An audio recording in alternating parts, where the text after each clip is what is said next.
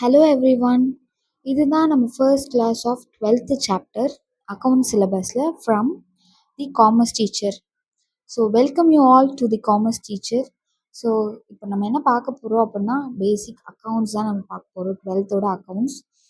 So அக்கவுண்ட்ஸுங்கிறது ரொம்ப ரொம்ப ஈஸியான சப்ஜெக்ட். அதை பார்க்குறதுனாலையோ கேட்குறதுனாலையோ நம்மளுக்கு அதோட ஸ்கில்ஸ் டெவலப் ஆகாது.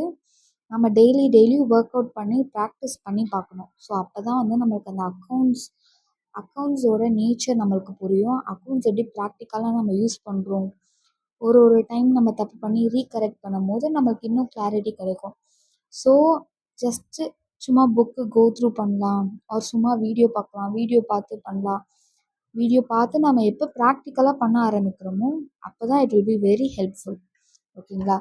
ஸோ நம்ம ஃபர்ஸ்ட் இப்போது இன்ட்ரோடக்ஷன்லேருந்து பார்க்க போகிறோம்.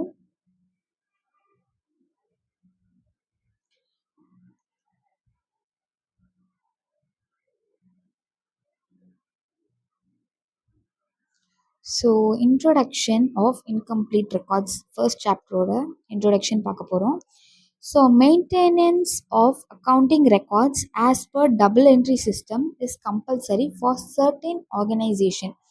ஸோ ஃபஸ்ட்டு நம்ம என்ன பார்க்க போகிறோம்னா, இன்கம்ப்ளீட் ரெக்கார்ட்ஸ்னால் என்னடா அப்படின்னு பார்த்தா, நம்மளுக்கு ஆக்சுவலி என்ட்ரி சிஸ்டமில் 2 என்ட்ரிஸ் இருக்குது. ஒன்று சிங்கிள் என்ட்ரி, இன்னொன்று டபுள் என்ட்ரி.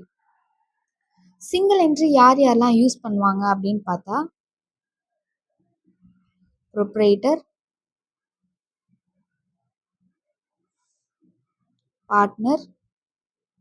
பார்ட்னர்ஷிப் ஃபர்ம் யார் பேஸ் பண்ணி ஒர்க் பண்ணுறாங்களோ அவங்க. டபுள் என்ட்ரி சிஸ்டம் யாரெல்லாம் யூஸ் பண்ணுவாங்கன்னு பார்த்தா, கம்பெனிஸ், ஆர்கனைசேஷன்ஸ். ஸோ இவங்கெல்லாம் தான் யூஸ் பண்ணுவாங்க. சிங்கிள் என்ட்ரி சிஸ்டம்னா என்ன அப்படின்னு பார்த்தா, இப்போது ஒரு ப்ரொப்ரைட்டர் அப்படிங்கிறவங்க என்னென்னா, ஒருத்தர் மட்டும் தனியாக அந்த பிஸ்னஸ் ரன் பண்ணுறாங்க அப்படின்னா ப்ரொப்ரைட்டர்னு நம்ம சொல்லுவோம். ஸோ ப்ரொப்ரைட்டர் ஆர் பார்ட்னர்ஸாக இருக்கவங்க என்ன பண்ணுவாங்கன்னா, அவங்க பிஸ்னஸில் பண்ணுற டிரான்சாக்ஷன்ஸ் எதுவும் ப்ராப்பராக இருக்காது. அப்படின்னா அவங்க பண்ணுற எக்ஸ்பென்ஸ், இன்கம் எல்லாமே ஒரே பேங்க் அக்கௌண்ட்டில் வரும். ஆர் அவங்க வாங்கியிருப்பாங்க, சேல்ஸ் பண்ணியிருப்பாங்க, ஒரு பர்ச்சேஸ் பண்ணியிருப்பாங்க, பட் அதுக்கான என்ட்ரிஸ் இருக்காது, ப்ராப்பர் மெயின்டெனன்ஸ் இருக்காது. பேங்க் டிரான்சாக்ஷனுக்கு நரேஷன் கொடுத்து கிளாரிஃபிகேஷன் கொடுத்துருக்க மாட்டாங்க. அந்த மாதிரி இருக்கிறதெல்லாம் சிங்கிள் என்ட்ரி, ஒரு சைடு மட்டும்தான் என்ட்ரிஸ் இருக்கும். டபுள் என்ட்ரி அப்படின்னா கிரெடிட் அண்ட் டெபிட், அதுதான் டபுள் என்ட்ரி. ஸோ கிரெடிட் வரதும் இருக்கணும், டெபிட் போகிறதும் இருக்கணும். பர்ஃபெக்டாக இருந்தால் மட்டும்தான் அது டபுள் என்ட்ரி. ஸோ அதை நம்ம மோர் ஓவர் எதில் யூஸ் பண்ணுவோம் அப்படின்னு பார்த்தீங்கன்னா, கம்பெனிஸ் அண்ட் ஆர்கனைசேஷன். கம்பெனிஸில் ப்ராப்பர் மெயின்டெனன்ஸ் ஆஃப் புக்ஸ் இருக்கணும், ப்ராப்பர் மெயின்டெனன்ஸ் ஆஃப் ரெக்கார்ட்ஸ் இருக்கணும். அப்போ தான் நம்ம ஃபர்தர் கிளாரிஃபை பண்ணும் போது ஃபார் ஃபைலிங் ஆஃப் ஐடி அதுக்கெலாம் யூஸ் பண்ணுறதுக்காக நம்ம என்ன பண்ணுவோம்னா, டபுள் என்ட்ரி சிஸ்டமில் என்னென்னலாம் இன்கம்ப்ளீட் ரெக்கார்ட்ஸாக இல்லாமல் எப்படி பர்ஃபெக்டாக ரெக்கார்ட்ஸ் மெயின்டைன் பண்ணுறது அப்படிங்கிறது தான் நம்ம இதில் பார்க்க போகிறோம். So first maintenance of accounting records as per double entry system is compulsory in certain organizations. For example, in India, companies must maintain accounting records under double entry system as per section 128 of Indian Companies Act 2013. So இதில் பார்க்குற section 198(1) வேறு எதுவும் கிடையாது. Require companies to keep books of accounts. யாரெல்லாம் books of accounts maintain பண்ணணும், financial statement பர்ஃபெக்டாக இருக்கணும், relevant documents register ஆஃபீஸில் மெயின்டைன் பண்ணியே ஆகணும். இதை பெரிய பெரிய கம்பெனிஸ் அண்ட் ஆர்கனைசேஷன் மஸ்ட்டு அவங்க ரெக்கார்ட் பண்ணியே வச்சுருக்கணும். ஸோ இதில் என்னென்னா, maintenance of accounting records double entry சிஸ்டமில் சர்டின் ஆர்கனைசேஷனில் கண்டிப்பாக மெயின்டைன் பண்ணியே ஆகணும். இது என்னென்ன மாதிரிலாம் வைக்கணும் அப்படின்னா, கம்பெனிஸில் கண்டிப்பாக என்ட்ரிஸ் போட்டே ஆகணும், புக்ஸ் ஆஃப் அக்கௌண்ட்ஸ் மெயின்டைன் பண்ணியே ஆகணும். ஸோ நெக்ஸ்ட் நம்ம பார்க்க போகிறது, such organization must maintain accounts only under double entry system. So organisations, companies எல்லாம் டபுள் என்ட்ரி சிஸ்டமில் கண்டிப்பாக புக்ஸ் ஆஃப் அக்கௌண்ட்ஸ் மெயின்டைன் பண்ணியே ஆகணும். Other organisation May R may not strictly follow the double entry system.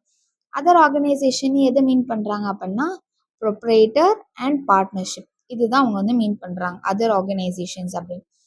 So organization in which double entry system is not strictly followed, accounting records may be maintained as per the requirement and desire of the proprietors and accountants.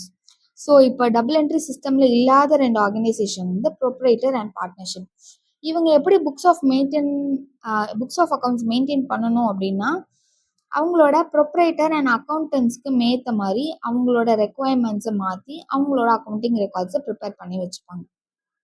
And then the next point, as the accounting records are not prepared in its entirely as under double entry system, these records are called incomplete records. எந்த ஒரு records debit credits இல்லாமல், proper income proper expense இல்லாமல் record ஆகிருக்கோ அது எல்லாமே நம்ம என்ன சொல்லுவோம்னா incomplete records. So இதுதான் நம்ம introduction of incomplete records. Next நம்ம என்ன பார்க்க போகிறோம் அப்படின்னு பார்த்தீங்கன்னா, meaning of incomplete records.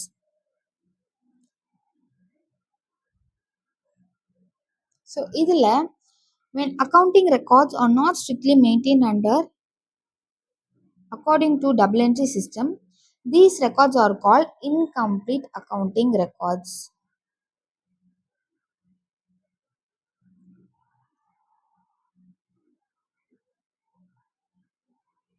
Generally, cash account and the personal account of customers and creditors are maintained fully and other accounts are based on necessity. இதில் என்ன சொல்கிறாங்க அப்படின்னா, அக்கௌண்டிங் ரெக்கார்ட்ஸ் ஸ்ட்ரிக்டாக டபுள் என்ட்ரி சிஸ்டமில் ஃபாலோ பண்ணியிருக்கணும். அப்படி ஃபாலோ பண்ணலன்னா it is set to be as incomplete accounting records. So ஜென்ரலாக cash account, personal account, customers, creditors இது எல்லாமே வந்து மெயின்டைன் பண்ணுறது தான் புக்ஸ் ஆஃப் அக்கௌண்ட்ஸ். இது யார் வந்து ஃபுல்லாக மெயின்டைன் பண்ணாமல் பார்ஷியலாக மெயின்டைன் பண்ணுறாங்களோ அவங்கள வந்து இன்கம்ப்ளீட் அக்கௌண்டிங் ரெக்கார்ட்ஸ் அப்படின்னு சொல்லி மென்ஷன் பண்ணுவோம். அண்ட் இது பேசிக் நெசசிட்டி எல்லாமே அவங்க வந்து ரெக்கார்ட் பண்ணியே ஆகணும். Next para, under this some transaction are recorded fully. That is, for some transaction, both the debit and credit aspects are entered. இப்போ for example credit and debit expenses R entered அப்படின்னா, இப்போ வந்து for example நான் ஒரு sales பண்ணுறேன் அப்படின்னா அந்த சேல்ஸ்க்கான எக்ஸ்பென்ஸும் நான் காமிச்சிருக்கணும். எனக்கு அந்த சேல் எனக்கு எக்ஸ்பென்ஸ், அவங்க பர்ச்சேஸ் பண்ணதுனால எனக்கு மணி வந்து இன்கமாக வருது இல்லையா, ஸோ அப்போ அது எனக்கு இன்கம். ஸோ அந்த மாதிரி நான் எக்ஸ்பென்ஸும் பண்ணியிருக்கேன், இன்கமும் வந்திருக்கு அப்படின்னா அந்த போத் டிரான்சாக்ஷனுமே என்டர் ஆகியிருக்கணும். For example, both aspects are entered for cash received from customer and cash paid to creditor. இப்போ வந்து கேஷ் ரிசீவ்டும் என்ட்ரி ஆயிருக்கு, கேஷ் பெய்டும் ரிசீவ் ஆயிருக்கு. அப்போ என்ன ஆயிருக்கு, கேஷ் ரிசீவ் நம்மள income, cash paid expenses. So இன்கமும் ரிசீவ் ஆயிருக்கு, டெபிட்டும் போயிருக்கு.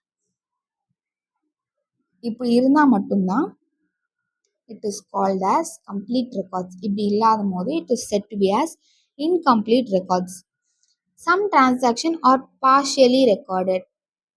This is only one aspect is entered. இது வந்து சில aspectsல, அதாவது சில aspectsன்னு சொல்றது என்னன்னா, ப்ரொப்ரைட்டரும் பார்ட்னரும் என்ன பண்ணுவாங்கன்னா வெறும் சேல்ஸ் மட்டும்தான் காமிப்பாங்க, சேல்ஸ்லேருந்து வர இன்கம் காமிக்க மாட்டாங்க. ஆர் என்னன்னா கேஷ் ரிசீவ்டு காமிக்க மாட்டாங்க, கேஷ் பெய்டு கிளைண்ட்டுக்கு பே பண்ணியிருக்காங்க அப்படின்னா அதை மட்டும் நோட் பண்ணுவாங்க.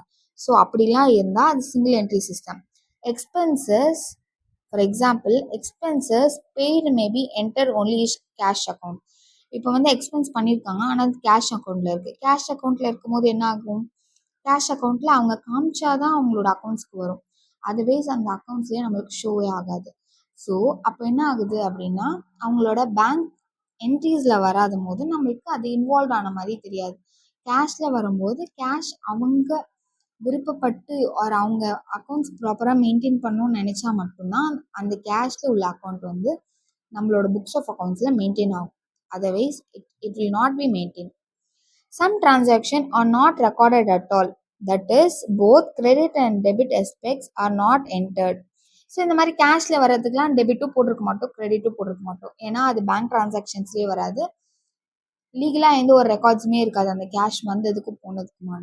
ஸோ அதனால என்னென்னா not entered. For example, depreciation on fixed asset. நம்ம வந்து ஃபிக்ஸட் அசோட டிப்ரிசியேஷனை வந்து நம்ம எப்போ போடுவோம் அப்படின்னா, நம்ம எப்போ இன்கம் டேக்ஸ் ஃபைல் பண்ணுறோமோ அப்போ மட்டும்தான் நம்ம டிப்ரிசியேஷன் காமிப்போம். அது வரைக்கும் அந்த அக்கௌண்ட்டில் டிப்ரிசியேஷன் அப்படின்ற ஒரு சாப்டர் இருக்க மாதிரியே நம்ம வந்து அக்கௌண்ட்ஸ் மெயின்டைன் பண்ணியிருக்க மாட்டோம். ஸோ இப்படி சிங்கிள் என்ட்ரிஸை மிஸ் பண்ணால் கூட it is set to be as incomplete records. It is an incomplete and unscientific way of bookkeeping. It was called single entry system of bookkeeping. இப்போ நம்ம என்ன சொல்கிறோம் அப்படின்னா, இப்படியெல்லாம் இன்கம்ப்ளீட்டாக இருந்தால், அன்சைன்டிஃபிக் வே ஆஃப் புக் கீப்பிங்காக இருந்தால், it is set be as single entry system. Single entry system நம்ம என்ன மென்ஷன் பண்ணுவோம்? Proprietor and partnership firms. யார் யாரெல்லாம் புக்ஸை ப்ராப்பராக மெயின்டைன் பண்ண மாட்டாங்களோ அவங்க பேங்க் டிரான்சாக்ஷன் இல்லாமல் கேஷ் டிரான்சாக்ஷனை அவங்களோட பில்லிங்காக மாற்றிக்கிறாங்களோ it is set to be as single entry system. So உங்களுக்கு இந்த 2 பாயிண்ட்ல ஏதாவது டவுட் இருந்ததுன்னா ஃபீல் ஃப்ரீ டு கமெண்ட்.